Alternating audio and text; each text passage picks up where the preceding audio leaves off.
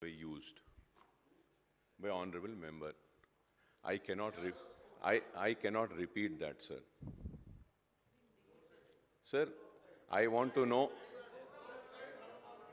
sir, Honorable Speaker, sir, I am not questioning who has provoked, who was wrong, why it happened.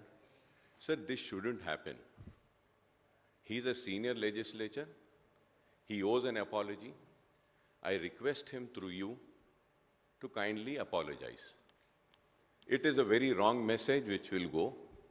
Sir, not using, sir, you might have not heard. Sir, he said about mothers. That is not right. And then after that, he also said, come out. I will see. Sir, but the mic was there, sir. Sir, mic was there. It came in the mic. Honorable Speaker, sir, I am requesting you, sir, it will not be good, sir. It is not good for this house. I know people provoke us. I know there are people who instigate us, but we have to keep our control. We cannot just get led away. It is not good for the house, sir. I request through you once again, without giving any reasons, you are a senior member, Mr. Nagendra Saab, I request that, yes, in that anger, I did. I am sorry about it. I apologize for it. Then, the decorum of this house will remain. Kindly, sir, through you, I just want to request. Thank you. Speaker, sir, you are also saying me for so many years. I never lose my anger. Unfortunately, now, they have started saying something about me. That I don't, my London friend did not see that because I was in the mic. You might have seen only this version.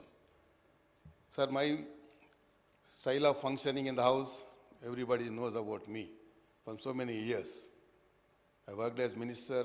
This is 6th time I became MLA here.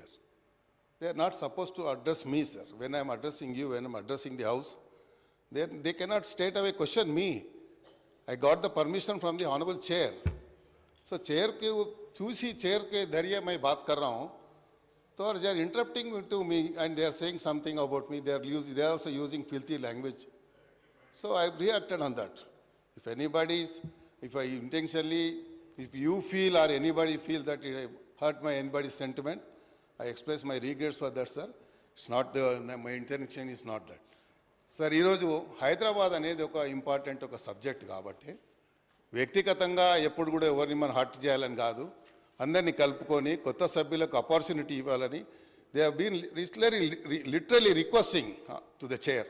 ఎందుకంటే వాళ్ళకి opportunity వస్తే అలా unparliamentary words వాడి that is not unparliamentary sir. అమ్మ అనేది హైదరాబాద్లో అది వాడి ఉంటే రికార్డులను పరిశీలించి తొలగి హైదరాబాద్ కా లాంగ్వేజ్ నీ అమ్మ మా అమ్మ బోల్. దానం I am not saying sir वो नागेंद्र गाరు सर रूटीन में आ जाता साहब, ऐसा बोल रहा हूँ मैं. It's not this thing. Nagendra okay okay I already express my regrets. Akbar भाई छोड़ दीजिए సార్. ఈరోజు ఇది ఇంపార్టెంట్ సబ్జెక్ట్ కాబట్టి సెషన్ స్టార్ట్ అయినప్పటి నుండి ఫస్ట్ డేనే ఎజెండాలో ఉంది సార్ ఇది హైడ్రా అనేది. ఫస్ట్ డే నుంచి, ఎందుకంటే హైదరాబాద్ ప్రజలకు చాలా ప్రధానమైనటువంటి సమస్యలు ఉన్నాయి.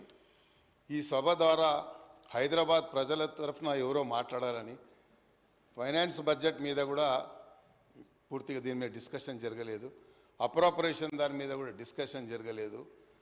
మనకు జనరలీ ఒక ప్రాక్టీస్ ఉంది సార్, అసెంబ్లీ యొక్క ప్రాక్టీస్ ఏంది అంటే అసెంబ్లీలో ప్రతి సభ్యుడికి 0 అవర్లో మాట్లాడేటువంటి అవకాశం ఇస్తే వాళ్ళ నియోజకవర్గాలకు సంబంధించినటువంటి సమస్యల మీద వారు చెప్తారు. సభ మీ దృష్టి ద్వారా, మీ ద్వారా మంత్రులు అక్కడ ఉన్నటువంటి వారు స్పందించి ఆ సమస్యల మీద పరిష్కారానికి ఒక మార్గం దొరుకుతుంది అనేది అందరి అభిప్రాయం.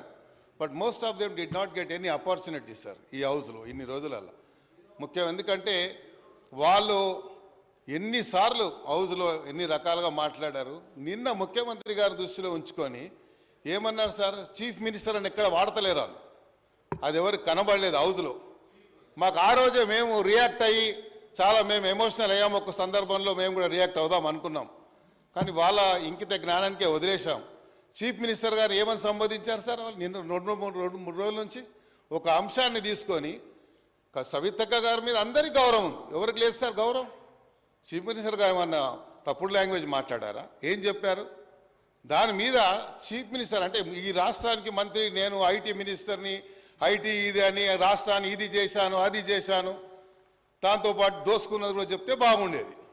అది చెప్పకుండా ఇది చేశాను అది చేశాను, హైదరాబాదు అద్భుతం చేశాను, అరచేతిలో స్వర్గం చూపించానని ప్రయత్నం చేశాడు తప్ప ఏం లాంగ్వేజ్ మాట్లాడాడు సార్ ఆయన కూర్చొని? ఇక్కడ బయట పోయి ఏం మాట్లాడాడు సార్ ఆయన పోయి? చీఫ్ మినిస్టర్ని పెట్టుకొని చీప్ అంటాడా సార్? హౌ డేర్ ఈ సార్?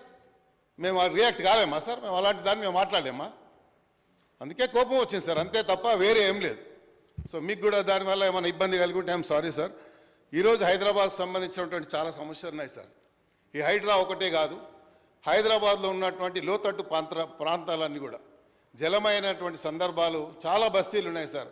ఓల్డ్ సిటీలో ఉన్నాయి, న్యూ సిటీలో ఉన్నాయి, హైదరాబాద్ పరిసర ప్రాంతాల్లో ఉన్నాయి, దోమలగూడలో ఉన్నాయి, అంబర్పేటలో ఉన్నాయి, ఖైరతాబాద్లో ఉన్నాయి.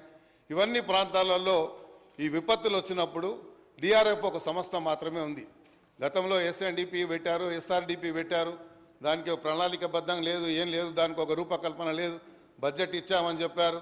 ఎస్ఆర్డిపి కింద మీరు చూసినట్టయితే అధ్యక్ష 7,000 కోట్ల రూపాయలు ఎస్ఆర్డిపి కింద ఖర్చు పెట్టారు హైదరాబాద్ సిటీలో.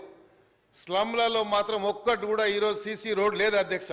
ఓల్డ్ సిటీ గురించి అక్బర్గా చెప్తారు, ఇక్కడ ఉన్నటువంటి సభ్యులు చెప్తారు.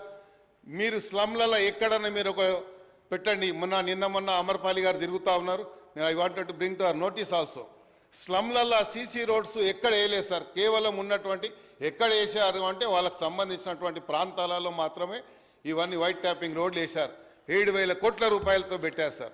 మళ్ళీ ఎస్ఆర్డిపి కింద ప్రణాళిక సిద్ధం చేశారా? ఎస్ఆర్డిపి కింద ఎక్కడెక్కడ మీరు పనిచేశారు?